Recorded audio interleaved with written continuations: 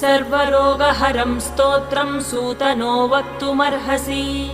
श्रीसूत उवाच शृणुध्वं ऋषयः सर्वे नैमिषारण्यवासिनः तत्त्वज्ञानतपोनिष्ठाः सर्वशास्त्रविशारदाः।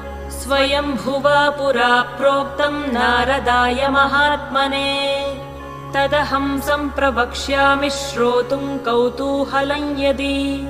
ऋषय ऊचुः किमाह भगवान् ब्रह्मा नारदाय महात्मने।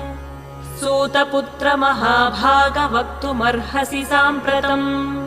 श्रीसूत उवाच दिव्यसिंहासनासीनं सर्वदेवैरभिष्टुतम् साष्टाङ्गं प्रणिपत्यैनं ब्रह्माणं भुवनेश्वरम्।